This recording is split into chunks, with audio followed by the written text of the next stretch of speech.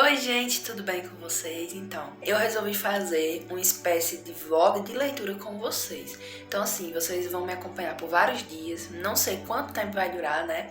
Porque eu não consigo ler muitos dias seguidos às vezes, enfim, depende muito. Então, eu vou começar esse vlog, vamos ver quanto tempo vai durar. E quando eu achar que tá num tamanho bom, eu posto no canal pra vocês. O livro que eu tô lendo agora, nesse momento, dia 30 de maio, é o livro Uma Segunda Chance, da Colleen Hoover. Então, eu já sei que eu tenho sensações muito diversas com os livros da Colleen. Ou eu amo ou eu odeio. E até agora esse livro tá sendo um dos que eu mais odiei dela, um dos que eu menos gostei. Eu tô em cerca de 70% da leitura e realmente eu não tô gostando do livro. Tá uma história muito... Nossa, nem sei o que dizer, quais pontos começar a falar aqui que eu não tô gostando da história. Mas eu vou deixar pra falar mais sobre ela quando eu terminar, quando eu finalizar em 100%, que é pra eu poder ter uma propriedade maior de falar, né? Mas essa é a leitura que eu tô lendo agora, eu vou colocar alguns takezinhos lendo ela. E quando eu terminar, a gente vai pra próxima leitura e eu aviso aqui a vocês. Também vou contar minhas considerações sobre o livro Uma Segunda Chance quando eu terminar de ler. Espero que gostem e é isso.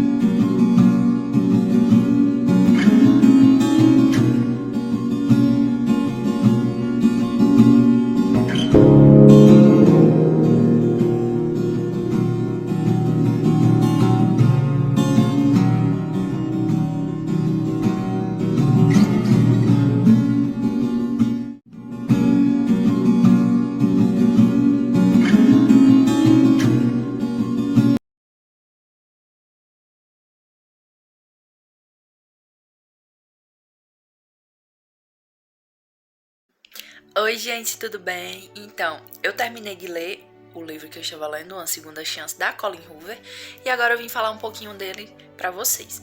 Então, assim, resumindo, a nota que eu vou dar pro livro é 3. Eu comecei achando ele bem ruim pelo tema. Terminei não odiando tanto, mas mesmo assim não vai ser um dos meus favoritos dela. Então, eu vou contar um pouquinho da história, tentando não dar spoiler, pra vocês entenderem o que eu vou falar agora, os motivos de por que eu dei essa nota, né?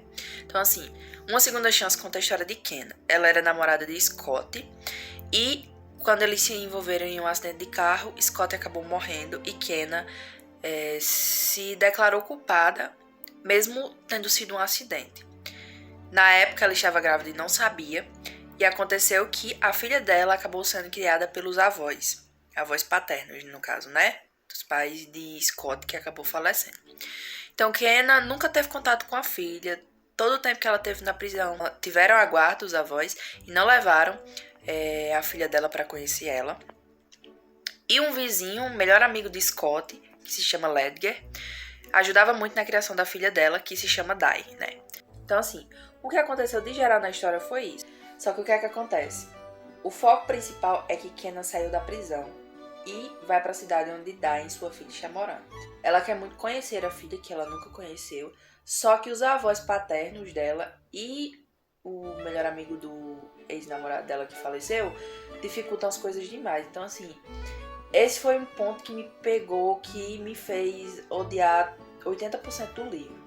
Porque foi um acidente que aconteceu, Kenna não queria fazer aquilo e eles não dão a chance a ela para se explicar. O único ponto que eles têm para o ódio que eles semeiam por ela é que no julgamento ela não se defendeu, ela se declarou culpada e que ela não fez nenhuma declaração em nada. Só que assim, claramente você percebe, só de olhar para ela, que ela não fez declarações porque ela não tinha condições físicas de fazer aquilo, nem mentais.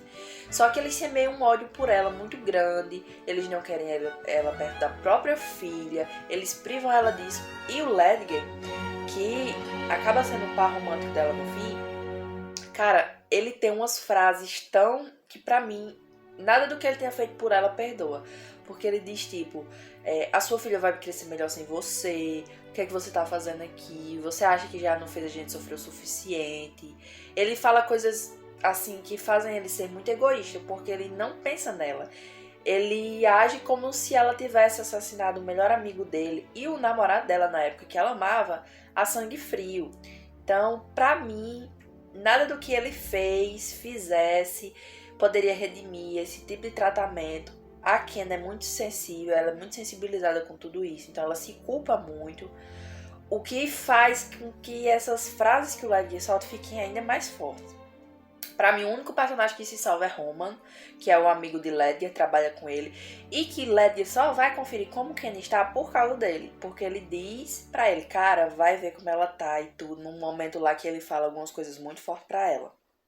Então, assim, pra mim essa história não foi legal. Assim, o enredo, a história em si é muito boa, mas os personagens eu não gostei.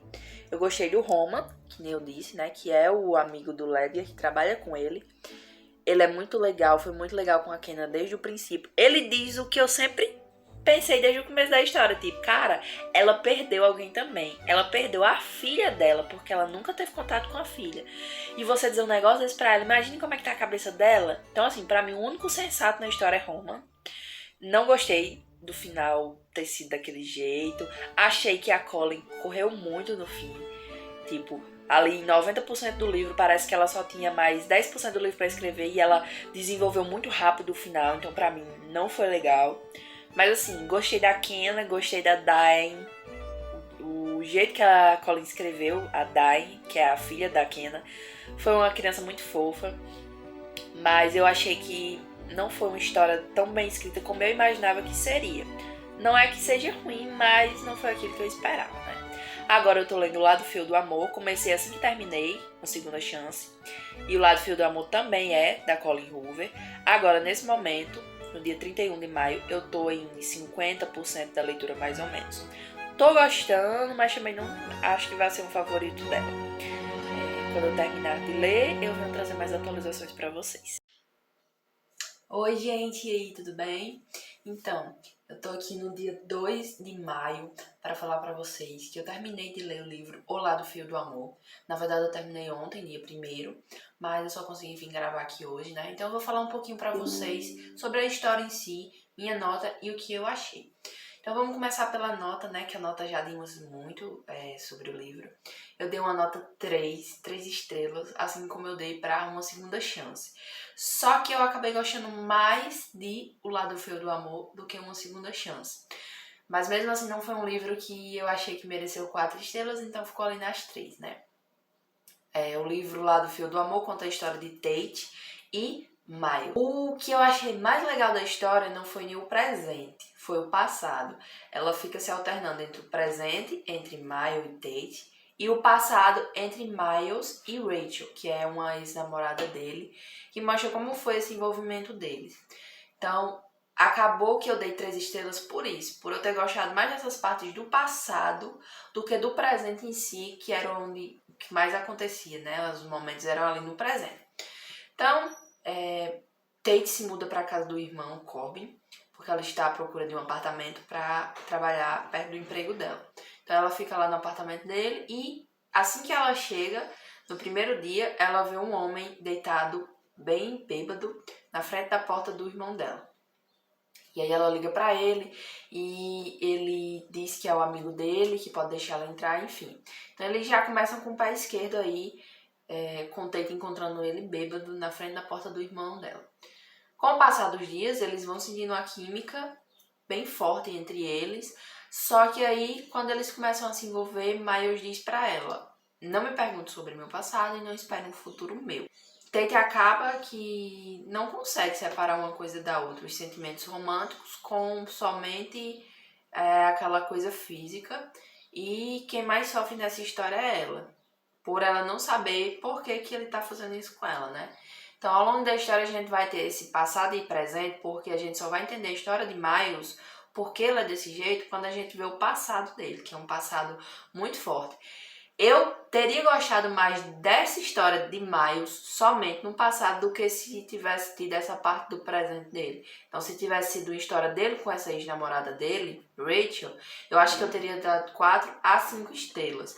Mas eu confesso que eu não gostei muito da parte dele com Tate. Eu não achei que eles tiveram uma química. Acho que a coisa deles no livro foi mais carnal. Então eles gostavam de ficar juntos, gostavam de estar junto, mas não teve um envolvimento muito emocional. O envolvimento emocional que teve foi bem no final do livro, uma coisa que é bem típica da Colleen Hoover, é deixar tudo pra se resolver bem no final do livro, uma coisa que deixa a entender que tá meio apressada ali, que eu particularmente não gosto muito.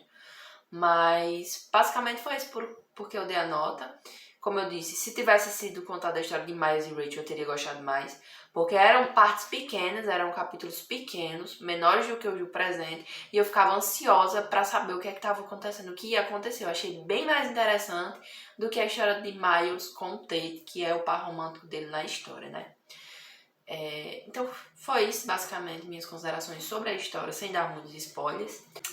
E agora eu tô lendo Pássaro e Serpente, o primeiro livro. Já faz um tempo que eu comecei a ler, não terminei, então agora eu vou continuar, que eu quero ler a trilogia ainda esse mês. E eu acho que eu vou colocar a leitura deles aqui nesse vlog, né? Então, fiquem de olho aí e acompanhem agora a minha leitura de Pássaro e Serpente. Vamos ver quanto tempo eu demoro pra ler.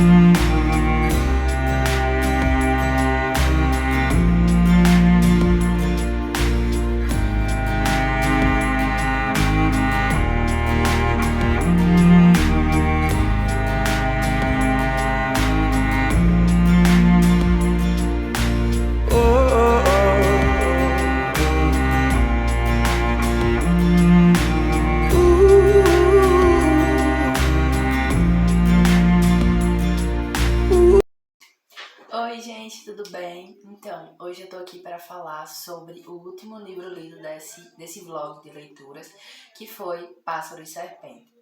Então, eu já tinha começado a ler ele há muito tempo atrás, só que não tinha conseguido desenvolver a leitura e eu vim terminar agora. Eu terminei a leitura do livro dia 10 de junho, e não foi favoritado, mas foi um nota 4. Para falar um pouquinho sobre o livro, ele fala da história principalmente de Lu, que é uma bruxa e que no começo ali do livro a gente vê que ela está se escondendo de alguém. Inicialmente a gente não vai ver de quem ela está se escondendo, mas depois de um tempo vai ser explicado. Lu, ela tem também uma amiga bastante íntima que se chama Coco, e ela vive ali num mundo em que as bruxas são caçadas pelos châteaux. Eu não sei se é assim, porque eu imagino que seja uma palavra francesa, algo assim. Então, châteaux. Na minha cabeça, eu leio assim. E Heide, não sei como é que se pronuncia, é o chefe, entre aspas, dos châteaux, que são os caçadores de bruxas. Eles caçam as bruxas, eles são... não sei se católicos se aplica, né? Mas eles acreditam em Deus e acreditam que as bruxas devem ser excluídas da face da terra. Então o arcebispo, ele que comanda os châteaux, e Heide, ele é o chefe do grupo, né, que comanda assim, e eles acabam se encontrando, Heide e Lu, sem que Heide saiba que Lu é uma bruxa, porque ela tem que viver escondida, né? Lu e a amiga Coco estão em busca de um anel, que a gente só vai entender mais lá pra frente a importância dele também. E ao mesmo tempo, Lu se mantém escondida de alguém que a gente não sabe quem é.